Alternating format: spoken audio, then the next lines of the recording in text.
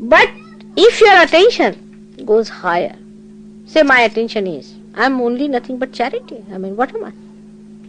It just flows. You just become the charity.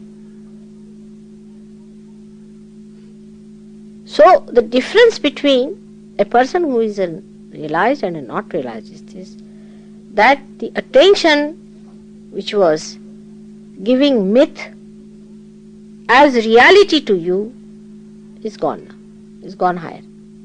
It can see that it is myth.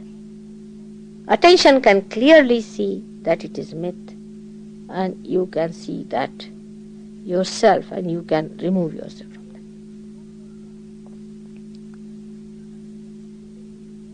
that. That, of course, I have to give you a push, no doubt, and I am working hard on that to give you a push.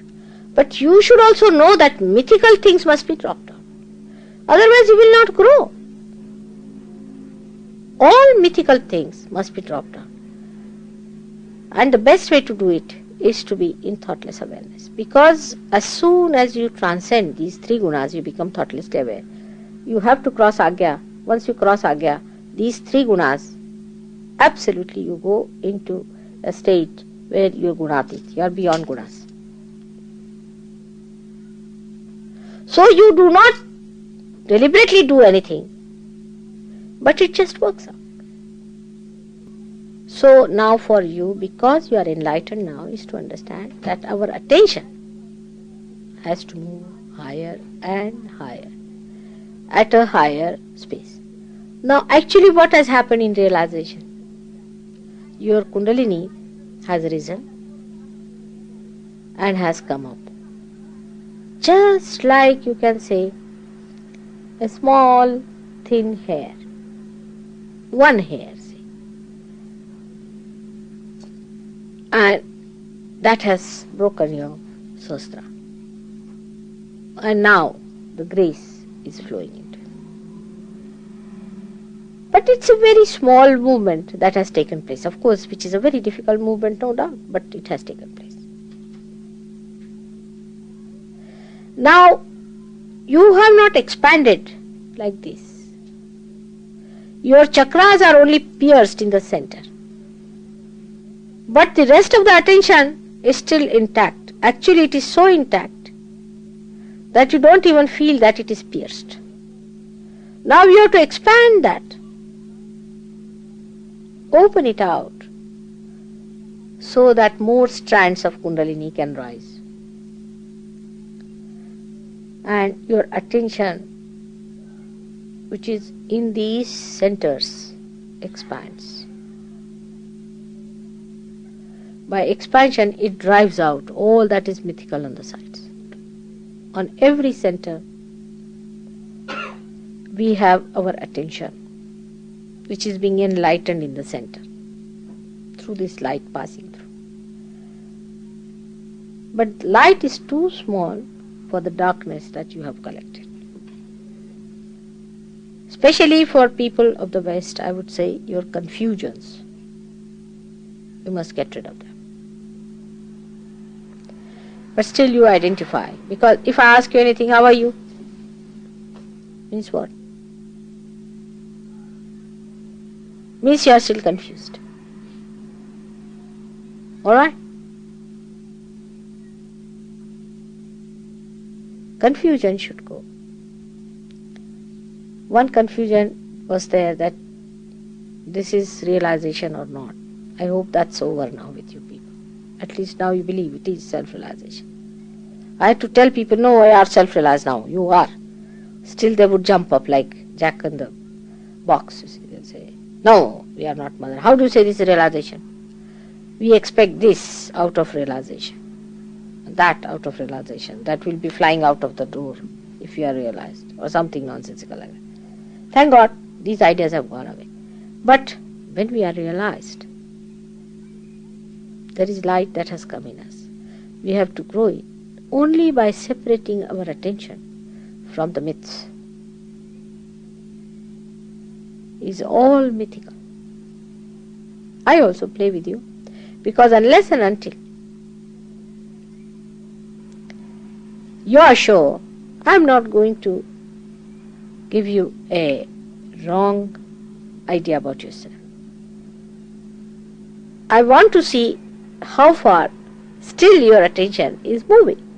And I know. Still you are not sure. Still you are not sure of yourself. That's why the confidence is not there.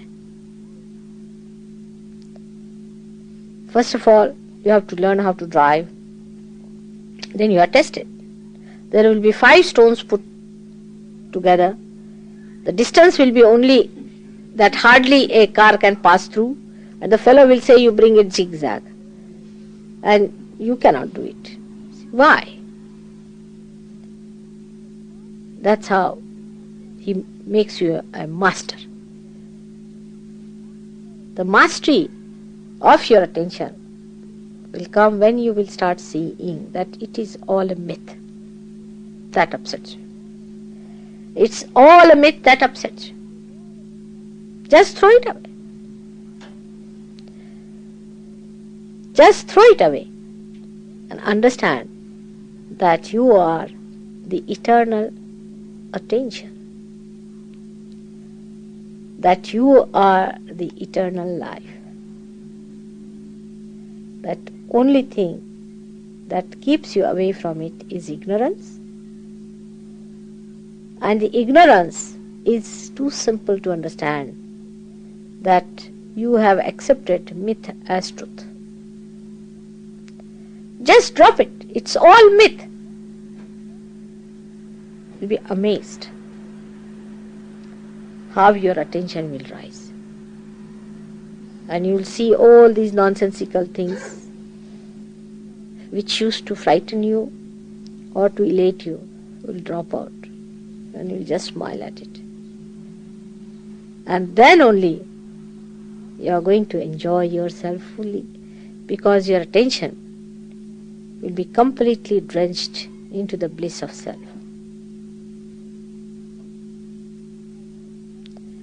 I am saying you will, I say you are already drenched into that bliss. Keep it up. Now, how to do it? Actually, in every day-to-day life. How to kill the memory of the past. To kill the memory of the past is to have new memories. You must remember when you got your first realization. Always think of it. Whenever any such memory comes to you, you try to think how you got your realization. Any memory that is troublesome or even so-called elating, you just try to remember how realization has come to you. When you feel aggressive about something or angry something, just try to remember how you felt the joy of surrendering. Just think of that joy of surrendering, of dissolving yourself. So the new memories must be built up.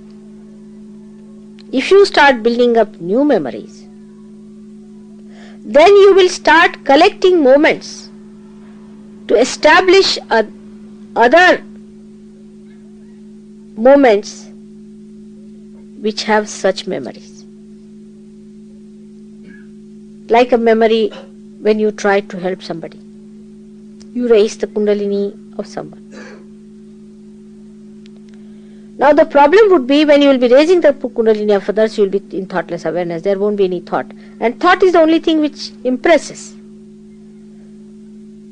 But that time you can record the joy of raising the Kundalini. If you could record the joy of raising the Kundalini of others, you will feel a new wealth of these beautiful moments will be accumulated. And all those moments which were giving you confusion or fear or so-called unhappiness and happiness will drop. And pure joy will remain. Because now most of the experiences you have had are more of joy. Joy has no thoughts. It's just an experience, pratyaksha. That's why I said you keep your eyes open. I hope you will understand what I mean by that. May God bless you.